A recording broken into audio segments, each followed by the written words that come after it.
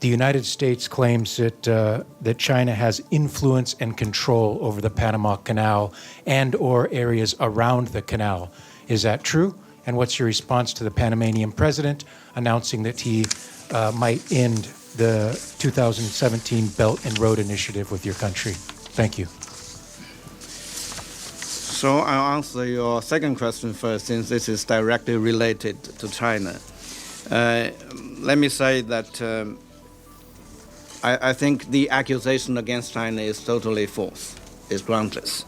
And let me emphasize that China has not participated in the management and operation of Panama Canal and has never interfered in canal affairs. China respects Panama's sovereignty over the canal and recognizes the canal as permanent neutral international gateway. So I want to put that on record. And with respect to the statement by the President of Panama regarding the Belt and Road Initiative, let me say that if I heard him correctly, that he is actually trying to not to continue with the memorandum, the understanding of a memorandum of understanding. I think that is a regrettable decision, because in the Belt and Road Initiative, first and foremost, is an economic initiative. The purpose is to build up a platform for countries, especially the Global South, to have economic cooperation with each other. So it has nothing to do with any political agenda. So and the economic cooperation is mutually beneficial.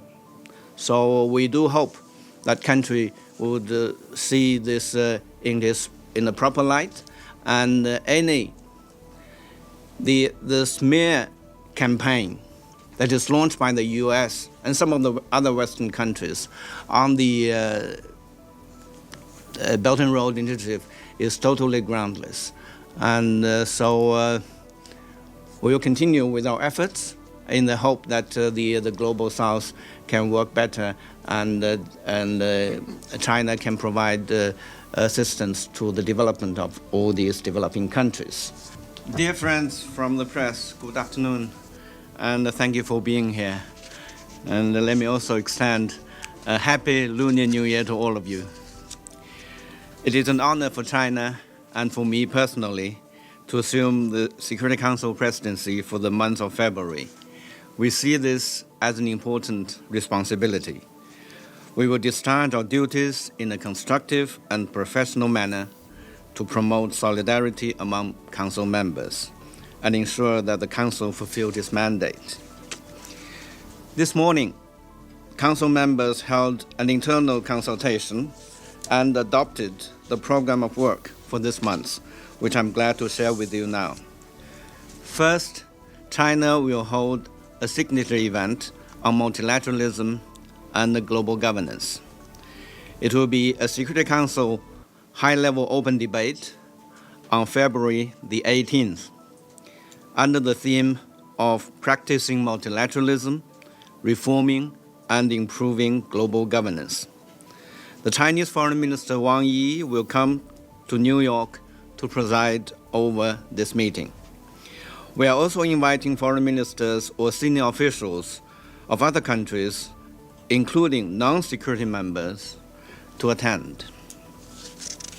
As we mark the 80th anniversary of the founding of the United Nations this year, and as the world enters a very turbulent period, the open debate aims to encourage countries to revisit the original aspirations of the UN, reaffirm their commitment to multilateralism and the important role of the United Nations, including the Security Council, and to explore ways to reform and improve the global governance.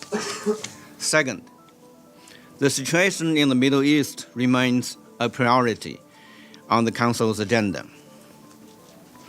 This month, we will hold briefings on the Palestinian issue, Syria, and Yemen. Regarding Gaza, now there is a ceasefire, but the situation remains fragile. The Council needs to closely follow the developments and take actions if needed, so as to ensure that the ceasefire agreement is implemented fully and effectively, and that the humanitarian access remains open and unhindered. Also, phase 1 of the ceasefire arrangement will end by the end of the month. It is incumbent upon the international community to promote a comprehensive and a permanent ceasefire and ensure that the ceasefire is uninterrupted and irreversible.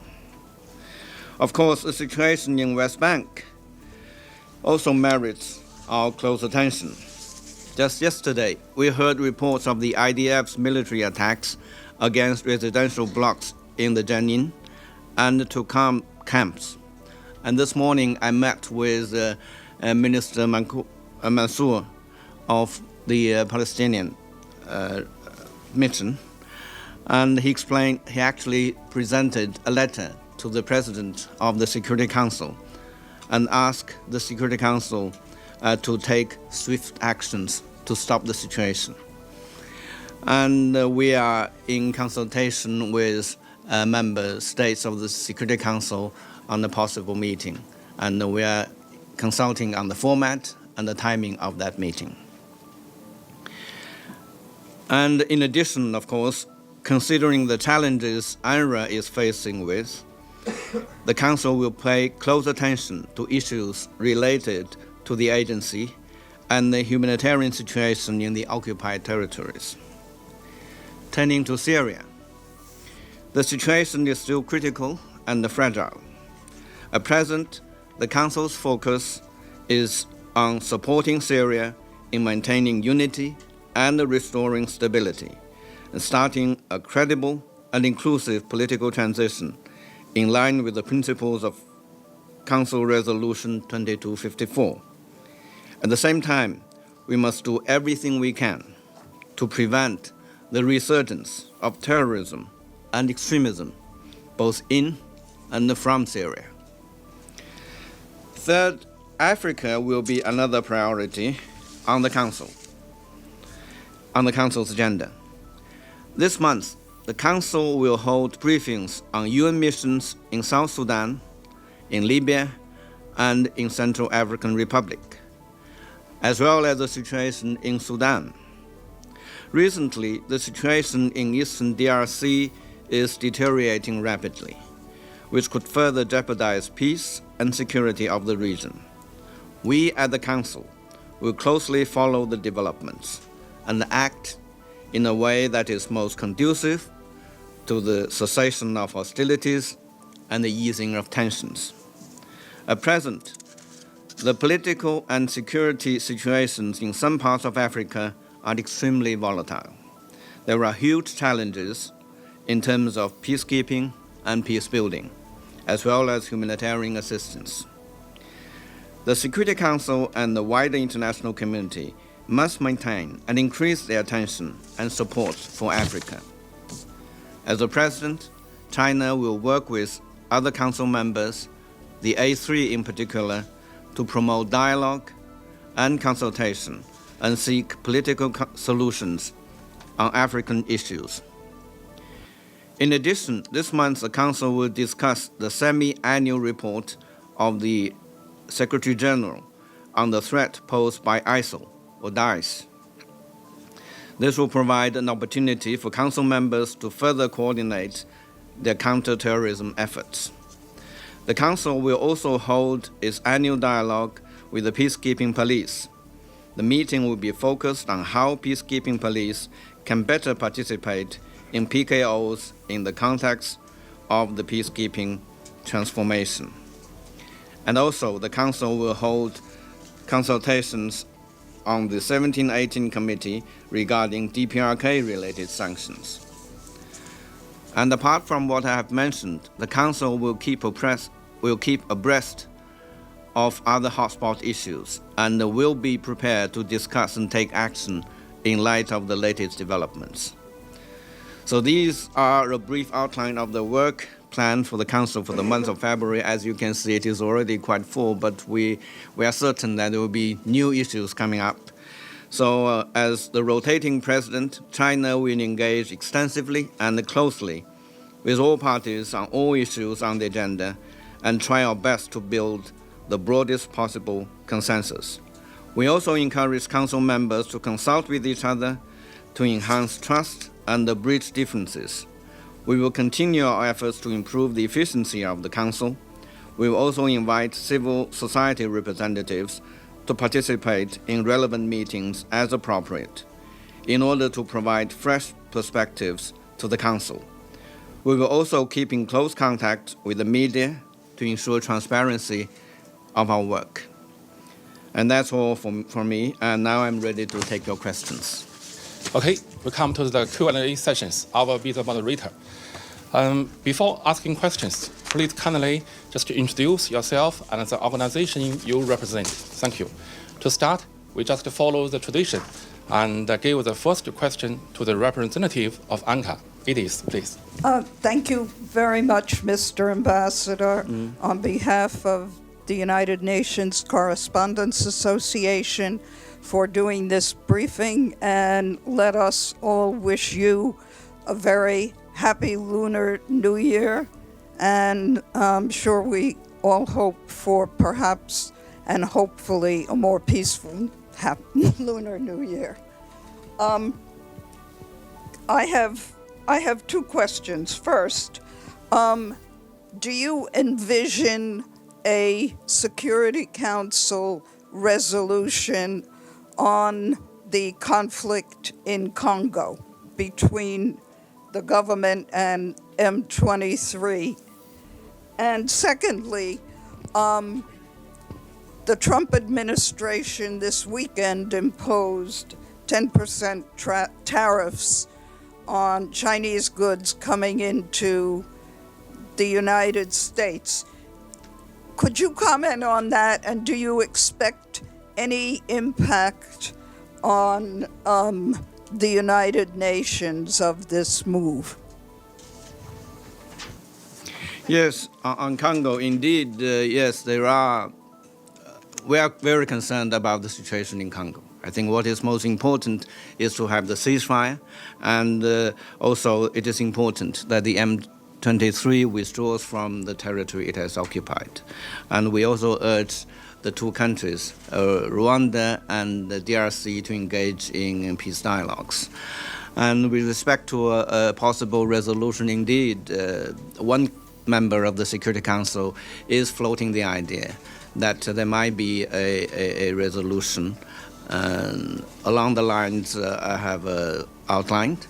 And so as far as the presidency is concerned, we are in full support of this, both in our national capacity and as the president of the council. And we do believe that the situation merits very rapid and robust response from the Security Council. And that's one thing.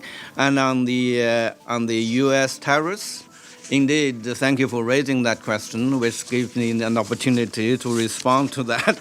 And indeed, we are firmly opposed to this unwarranted increase, and we do believe that this is in violation of the WTO rules. So that's why China is filing a complaint at the WTO, and also we may be forced to take countermeasures.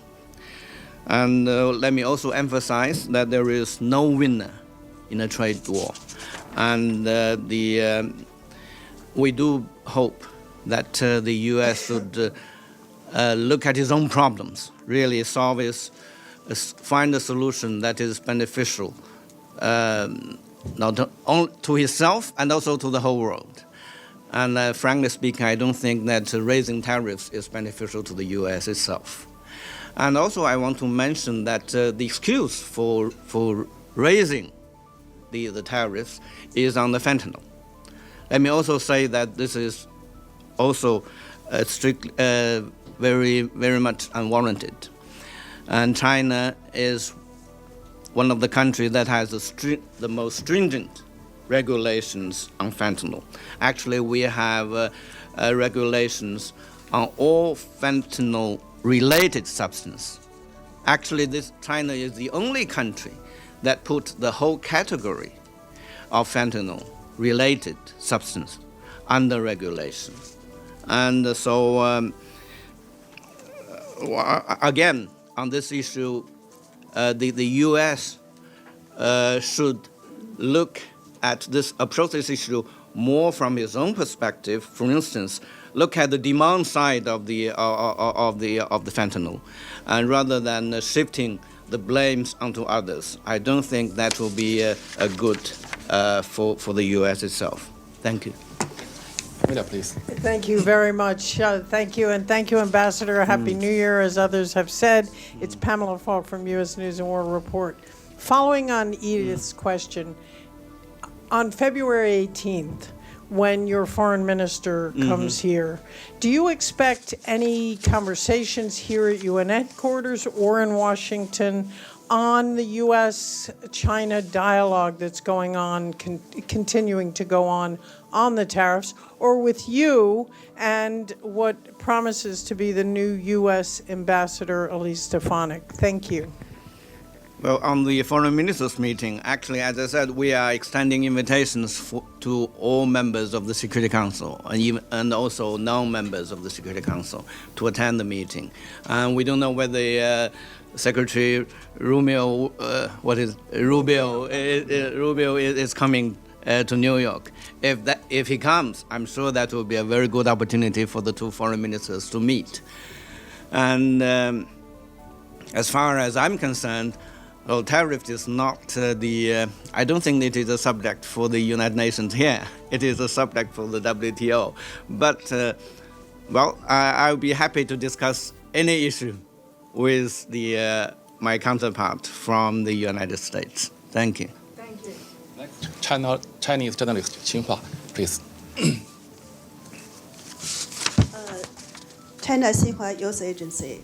According to your agenda, this month, China will host the Security Council high-level open debate on practicing multilateralism, reforming and improving global governance. My question is, what's your consideration for the arrangement of this debate? Thank you. Thank you for the question. This gives me an opportunity to explain a little more on the China's initiative on this signature event. Let me say that China's initiative to hold this signature event is based on three considerations. The first one is the urgent need to reaffirm our commitment to multilateralism. We all know that this year it marks the 80th anniversary of the founding of the United Nations. And in our view, if the 80 years of the UN history have taught us anything, it is that multilateralism is the best guarantee for international peace and stability. So we believe that as the world enters a new period of turbulence, it is all the more important for countries to reaffirm their commitment to an international system with the UN at its core and to an international order based on international law. In particular, the principle of peaceful resolution of disputes.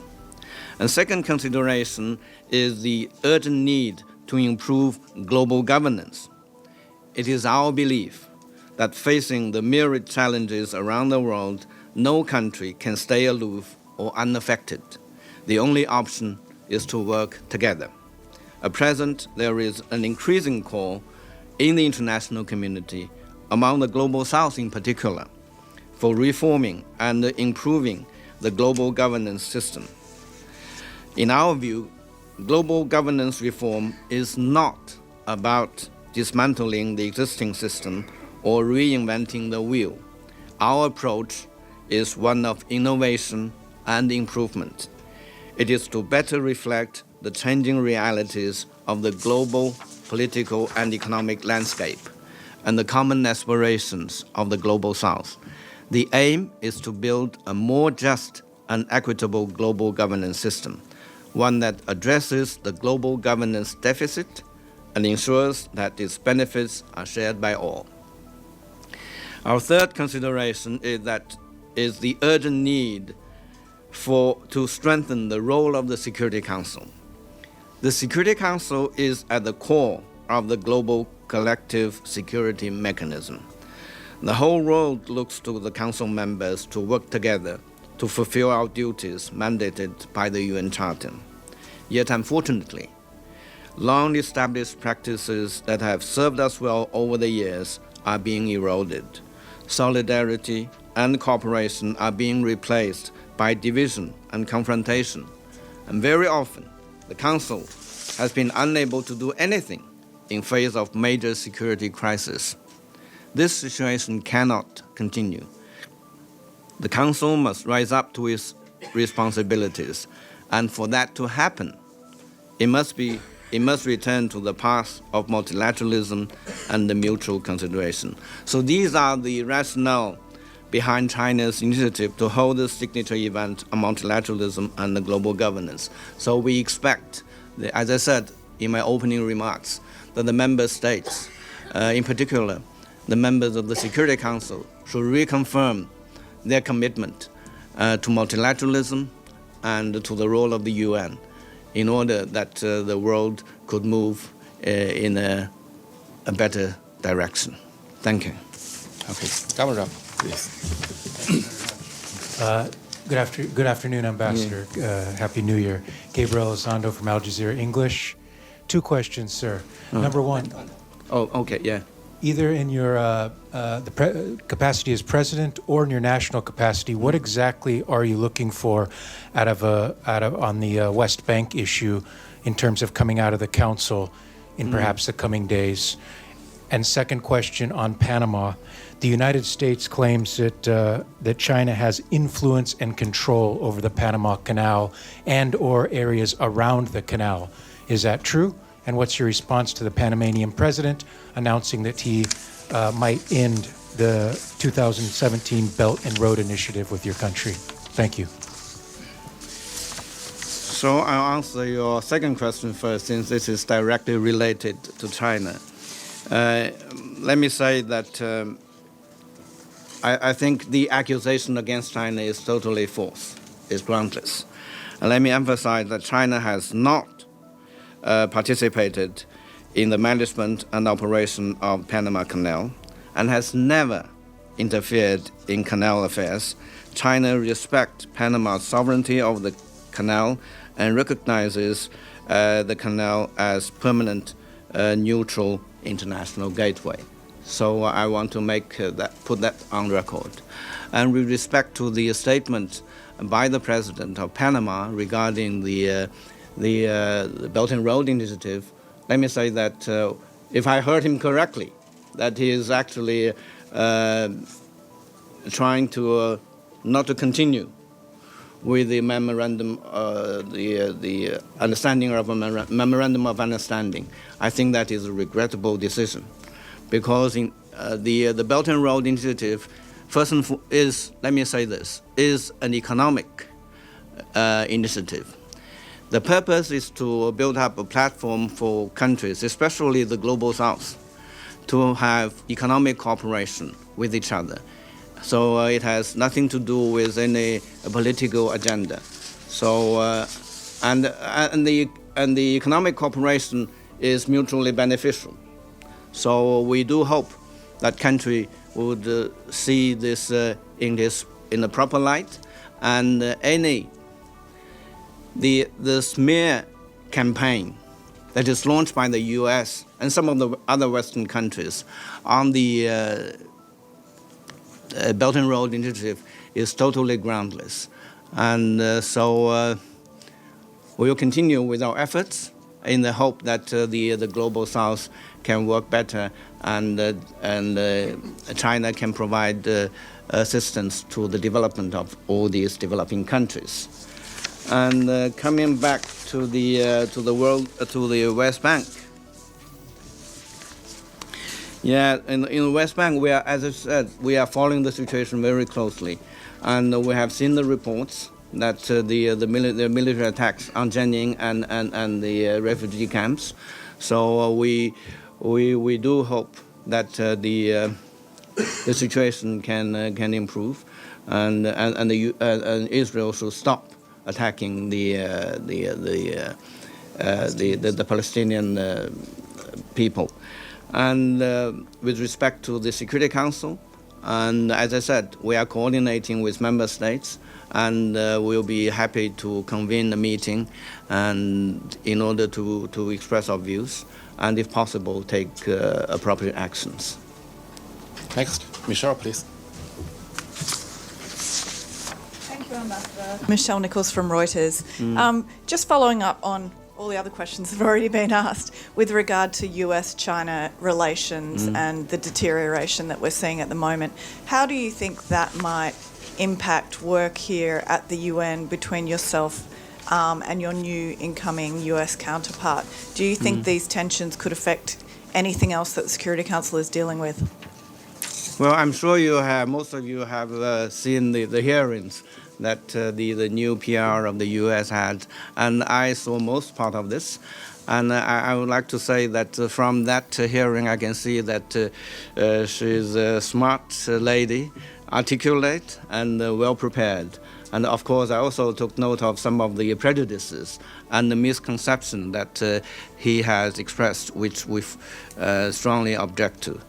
And but on the whole, I do believe China and the U.S., being the two biggest countries in the world, have so much in common, and that we can cooperate on. For instance, within the framework of the United Nations, there are global issues that require the concerted efforts of the entire international community, and in particular countries like China and the United States, like the anti-terrorism, for instance, anti-narcotics, just now I have mentioned, and also non-proliferation issues, and also well, in my view, the climate change issue, and should also be an issue that the two countries can cooperate with each other. So, and also we have, and also within this House, China and the U.S. are the two biggest financial contributors to the UN, so it is only natural that our two countries have some similar concerns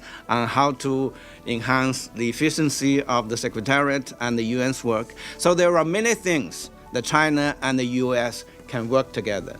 And I do hope that despite all the rhetorics that we have heard from the American politicians, we can take a constructive, and I will emphasize, a professional approach to our work here in the United Nations, because there are so many things that we can work together and so much is at stake.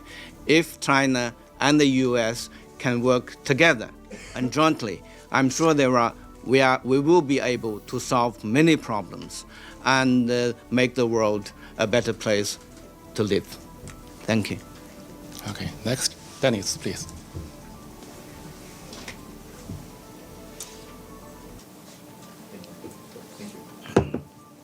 Is it working? Yes.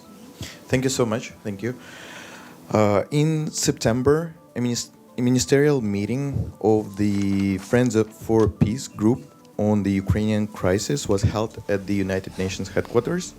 Do you plan to hold another meeting in February, especially with the regards that Foreign Minister Wang Yi is visiting New York? Thank you. Yes, during China's presidency, there will be a very important anniversary, which is February the 24th.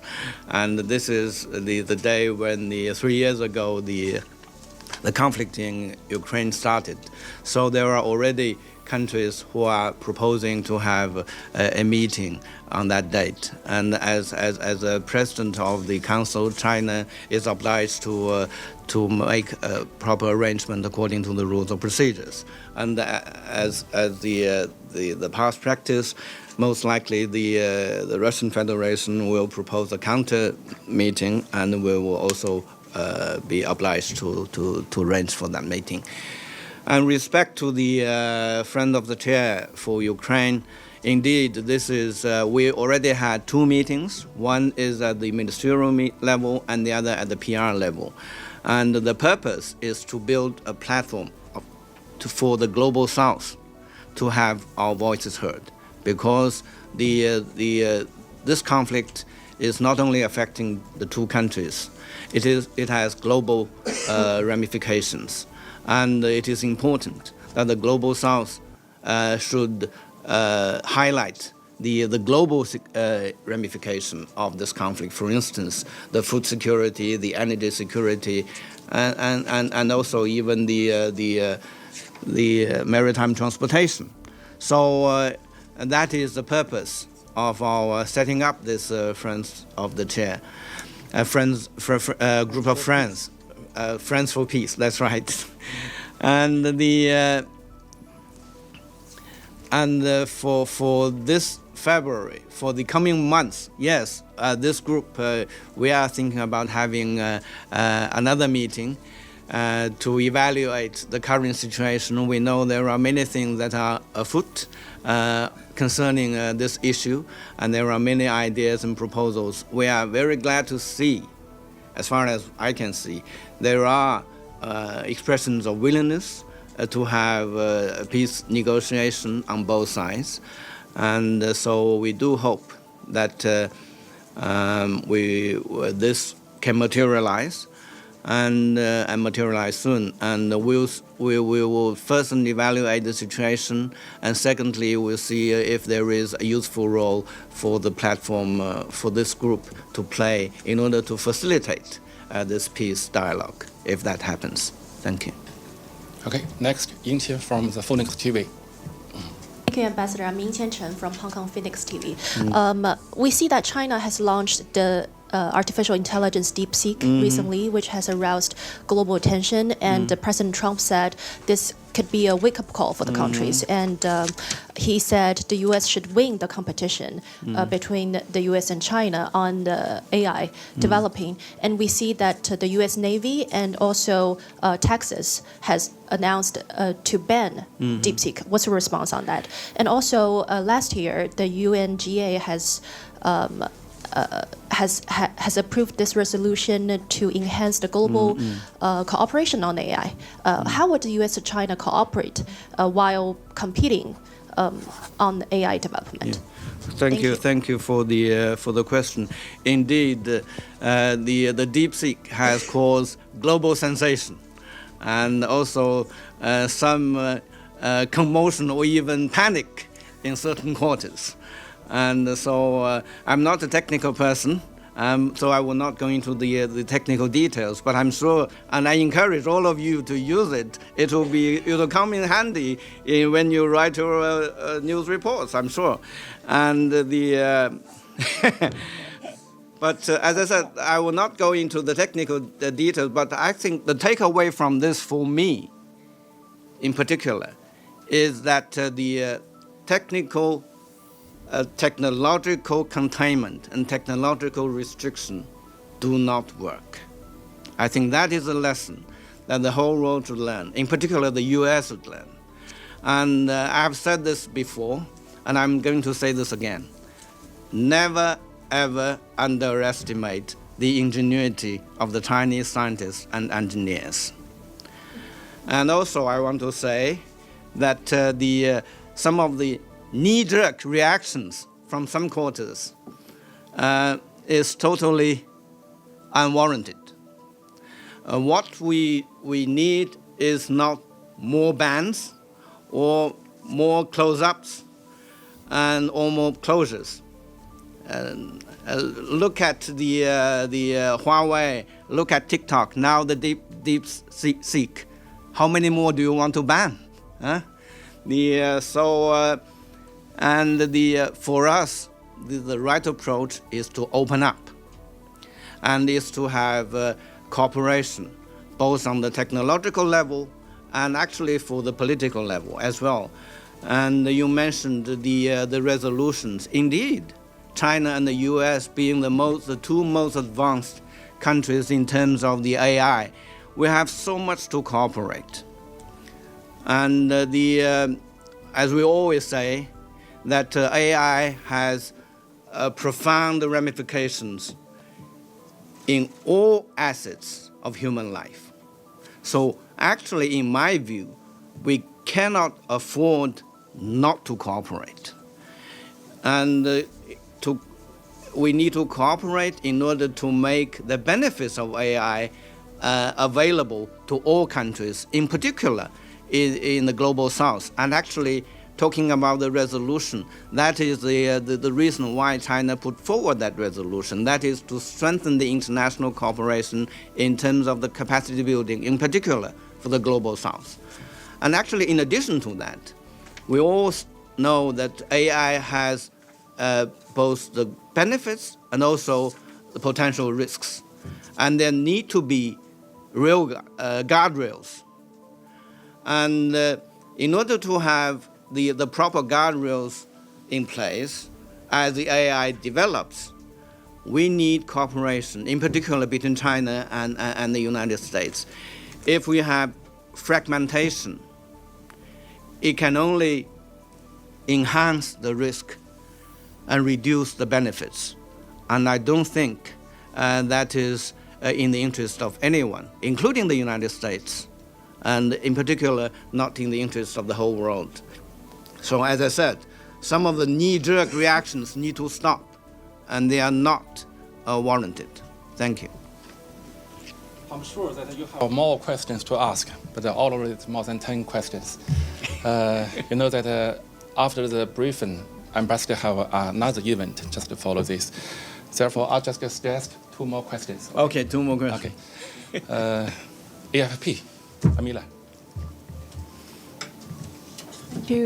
Thank you, Ambassador. Amélie Botelier from AFP News Agency.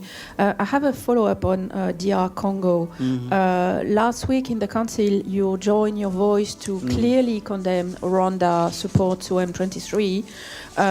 So would you support this kind of language singling out Rwanda in the future resolution that is discussing?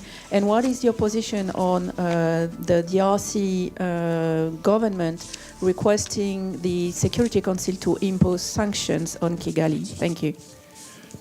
Well, I think as I said, the resolution, there is a possibility of having a resolution. And so if that happens, I think it will be subject to consultation. And as far as China is concerned, as I said, we do believe that actually, I think this is also a view shared by the majority of the international community. There is no military solution to this conflict. So the peace talks is the only way out. And we also believe that the territorial integrity of the DRC need to be respected. And that's why we demand the withdrawal of the M23 and some of the Rwandan troops, military troops, from the territory they have occupied, and we urge the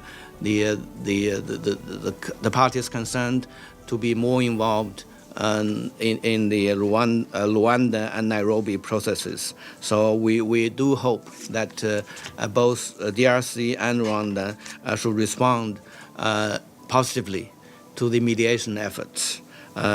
Both by the regional groups and by the international community, by the Security Council as well.